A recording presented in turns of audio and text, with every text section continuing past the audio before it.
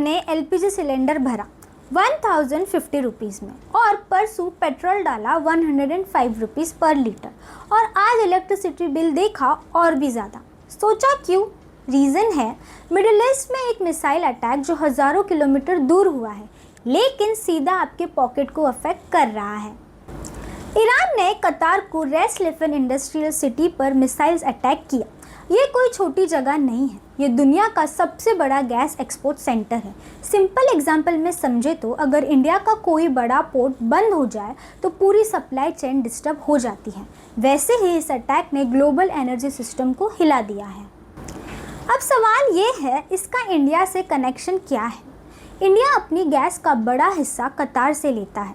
LPG का भी काफ़ी सप्लाई वहीं से आता है और ऑयल के लिए हम ऑलरेडी बाहर पर डिपेंडेंट हैं। मतलब सिंपल है, अगर कतार की सप्लाई रुकती है तो इंडिया पर डायरेक्ट इफेक्ट पड़ता है।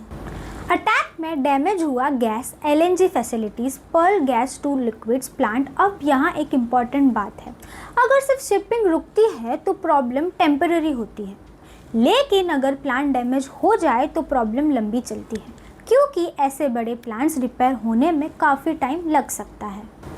इंडिया की कुछ बड़ी कंपनीज डायरेक्टली अफेक्टेड हैं, जैसे Petronet LNG limited, GAIL India limited, Gujarat state petroleum corporation. इन सब का कतार के साथ लॉन्ग टर्म डील है। अगर सप्लाई डिस्टर्ब होती है तो कंपनीज को एक्स्ट्रा कॉस्ट देना पड़ेगा और आखिर में ये बर्डन आम लोगों पर आता है। अब सबसे इम्पॉर्टेंट पार्ट, प्राइसेस। गैस और ऑयल की प्राइसेस ऑलरेडी ऊपर जा रही है, एलपीजी भी महंगा हो रहा है और ग्लोबल मार्केट अनस्टेबल हो चुका है। एग्जिट प्राइस क्या होगा ये कहना मुश्किल है, लेकिन ट्रेंड क्लियर है, आने वाले टाइम में एक्सपेंस बढ़ने वाला है। इंडिया अब दूसरे कंट्रीज से सप्लाई लेने की कोशिश कर रहा है, जैसे USA, Norway, Canada, Algeria, Russia. लेकिन प्रॉब्लम ये है, कतार से सप्लाई सस्ती और रिलायबल थी, बाकी ऑप्शन थोड़े महंगे हैं।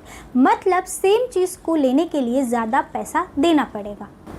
कतार सिर्फ गैस सप्लायर नहीं, इंडिया का एक इम्पॉर्टेंट ट्रेड पार्टनर भी है, इसीलिए ये सिर्फ एनर्जी इशू नहीं, इकोनॉमिक रिलेशन का भी मैटर है।